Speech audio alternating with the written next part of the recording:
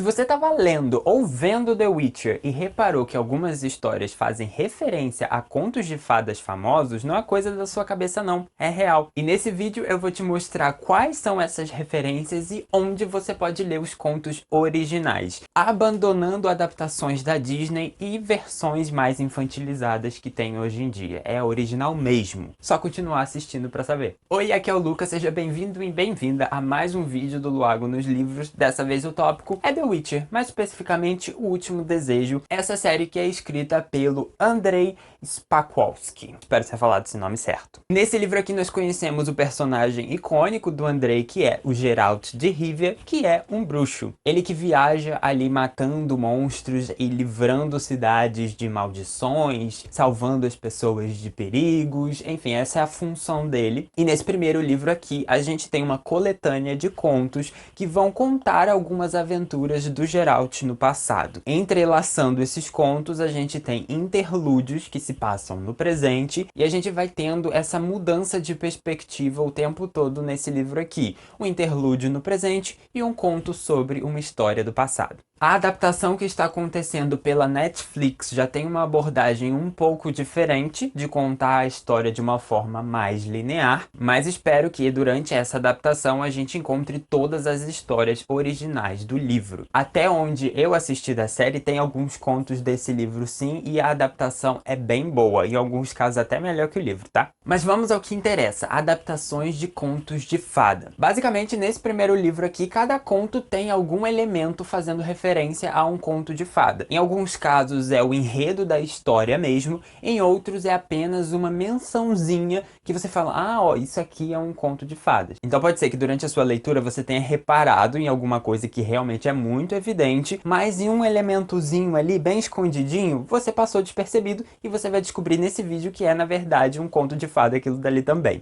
O primeiro conto da coletânea se chama O Bruxo, e é nesse conto que a gente vai ser introduzido ao personagem do Geralt também. E o enredo desse conto é baseado na Princesa e o Caixão. Esse é um conto dinamarquês em que uma princesa é amaldiçoada e ela passa suas noites dormindo num caixão. E o rei da cidade fica mandando soldados para resolver esse problema, mas os soldados nunca retornam, eles desaparecem. Ninguém parece conseguir resolver o problema dessa maldição. Por isso que surge uma lenda na cidade que é o espírito da princesa que está fazendo com que esses soldados desapareçam. E na verdade está matando as pessoas que aproximam do lugar em que ela está vivendo. E então essa maldição só é quebrada quando uma outra pessoa, além da princesa, passa a noite dentro do caixão a qual ela dorme, que é o que acontece nesse conto com o Geralt. Ele só resolve a situação da Estrid quando ele dorme no caixão. Esse conto é bem famoso lá na Europa e ele possui várias variações ao longo do leste europeu, principalmente na Ucrânia. Então esse conto possui outros nomes, possui outros personagens, outras situações, enfim, mas a base do conto é essa, uma princesa amaldiçoada que dorme num caixão. E você pode ler esse conto no livro The Pink Fairy Book, escrito pelo Andrew Lang. Eu infelizmente não encontrei nenhum livro em português que contém esse conto. Se você souber, fique à vontade para deixar aí nos comentários. E esse é o único livro estrangeiro aqui também, tá? O resto tudo tem aqui no Brasil, ainda bem. Passando para o conto Um Grão de Veracidade, muitas pessoas podem ter lido esse conto e ficado evidente qual é a referência dele, né? Mas não aconteceu isso comigo. A gente tem um homem da nobreza que é amaldiçoado e transformado numa fera. Por isso ele vive isolado num castelo, sem interação com as pessoas. Mas ele entra em contato com uma moça que consegue de alguma forma enxergar a beleza interior dessa fera e se apaixona por ele. E no fim do conto, a maldição é quebrada por causa do amor verdadeiro. Falando assim fica bem na cara que é da Bela e a Fera, tá? Mas eu sou leso durante a leitura e eu não percebi isso não. Essa estrutura narrativa inteira da Bela e a Fera, e a gente tem essas referências dentro desse conto com outros personagens, outras situações, mas a base da história é a mesma. E se você quiser, você pode ler o conto original no livro A Bela e a Fera, da Madame Beaumont. Nessa edição aqui da Zahar você vai encontrar o texto original. Ah, uma observação importante. A gente tem contos de fadas repetidos aqui ao longo dos livros. Então eu vou tentar ao máximo oferecer dicas e indicações de livros diferentes para não ficar mostrando sempre o mesmo livro que tem vários contos, sabe? E se você achar que esse vídeo está sendo útil para você, curte aqui o vídeo e pega o link e manda para outros leitores que querem começar a ler contos de fada. Ajuda a espalhar essas indicações e essas informações desse vídeo para outros leitores. Passando pelo conto O Mal Menor, que faz referência a Branca de Neve e os Sete Anões. A gente tem aqui algumas menções que vão fazer bastante referência ao conto original, falando sobre uma madrasta que conversa com um espelho. A gente tem até a frase icônica que é: quem é a mais bonita de todas? E também é mencionado que existe uma princesa perdida que está vivendo com 7 gnomos. Aqui no universo de The Witcher, os anões viraram gnomos, mas o número 7 faz clara referência ao conto original, né? Como essa é uma história dos Irmãos Grimm, você pode ler o conto no livro Contos de Fada dos Irmãos Grimm. Vou deixar a indicação do livro da editora Príncipes, que tem um preço bacaninha, e o conto original, tá? E você não precisa ficar perdido nessas indicações, porque os links desses livros vão estar lá na descrição, tá? Fica tranquilo. Passando para o conto Uma Questão de Preço, que é particularmente o meu conto preferido desse livro, nós temos na verdade 4 possíveis referências a contos de fadas diferenciados que se assemelham numa premissa que a gente encontra nesse conto Uma Questão de Preço.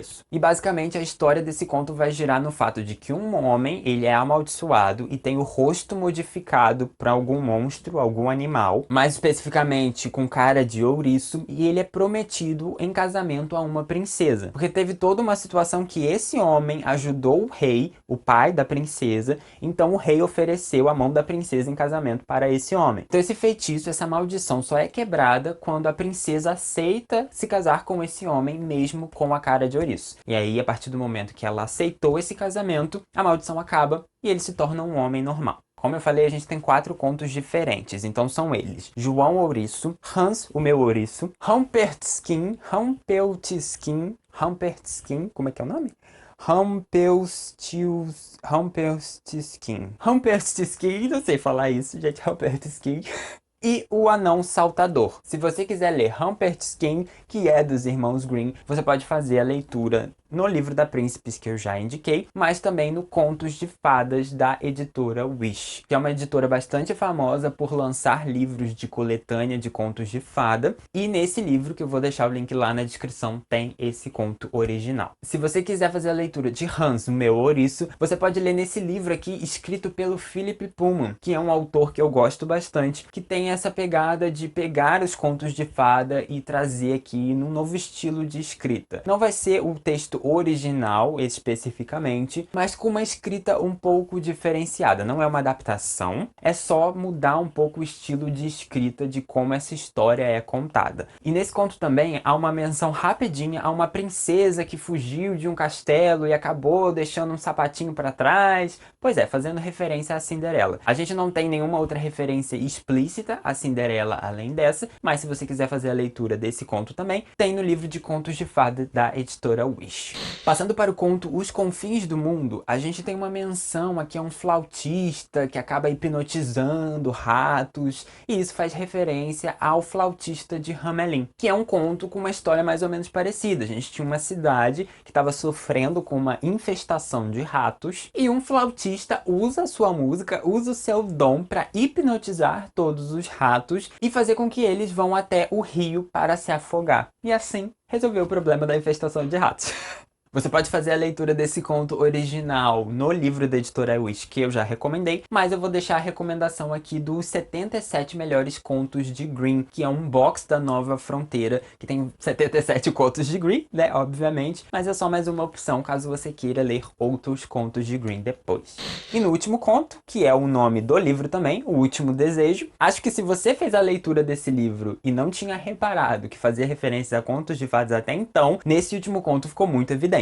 Porque no Último Desejo a gente vai ter uma lâmpada mágica que prendem seres ali dentro, que no caso seriam os gênios. Ao libertar esses gênios, eles podem conceder desejos a quem o libertou. é Aladdin e a Lâmpada Mágica, não tem outra. E aqui a gente tem 3 opções, tá? Esse é um conto das Mil e Uma Noites, que é uma coletânea de contos, tem toda aquela história da Sherazade, sabe? Que contava várias histórias, enfim. A editora Biblioteca Azul publica todas as Mil e Uma Noites. É uma coleção de 5 volumes com todas as histórias que você pode ler. E você vai encontrar o texto do Aladdin no volume 4, que é esse que eu tô mostrando na tela. Caso você não queira ler a coleção das Mil e Uma Noites inteira, mas ainda se interesse por contos árabes, você pode ler Árabes, os melhores contos e lendas, que já é um livro mais curto, vão ter outros contos árabes ali, Aladdin incluso. Mas se você só se interessa por Aladdin mesmo, não quer ler outra coisa, você pode comprar Aladdin da editora Zahar, que vai ter esse conto único, separadinho ali, bonitinho pra você.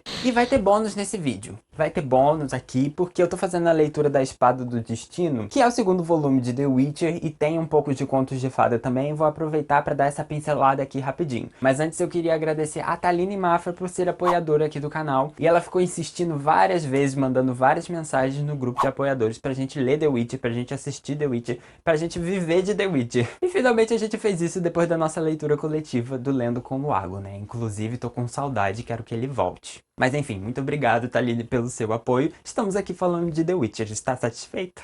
Tem 3 contos aqui desse livro que são baseados em contos de fada. O primeiro deles é O Limite do Possível, que é baseado no dragão de Wawel. Esse é o nome. Wawel ou Vavel, não sei. No primeiro conto desse livro, os nossos personagens têm que enfrentar um dragão que tá causando problemas ali na cidade. Que é basicamente a premissa desse conto de Wawel.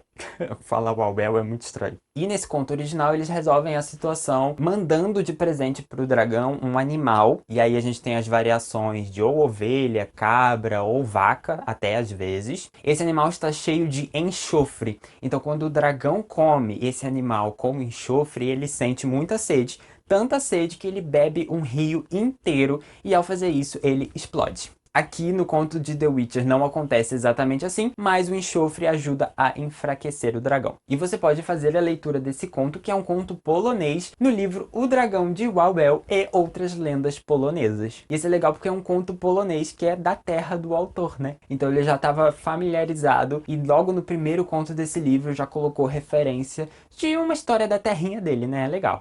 Em Um Pequeno Sacrifício, a gente tem uma clara referência à Pequena Sereia. Não precisa nem fazer cerimônia, porque isso aqui, ó, tá mais evidente que qualquer outro. Está acontecendo uma situação ali envolvendo um romance de um homem com uma sereia, que a sereia quer que o homem entre para debaixo d'água para se apaixonar por ela, mas o homem quer que a sereia saia da água e viva como uma humana com ele, enfim. E o Jaskier fala: em minha balada, a sereia vai se sacrificar pelo príncipe e trocará sua cauda de peixe por um belo par de pernas, mas pagará por isso perdendo a voz. Não tem nem dúvida que isso aqui é a Pequena Sereia, né? E caso você queira ler o conto original da Pequena Sereia, vá lá no livro dos contos de fadas da editora Wish e seja feliz. Tem esse conto lá, original pra você.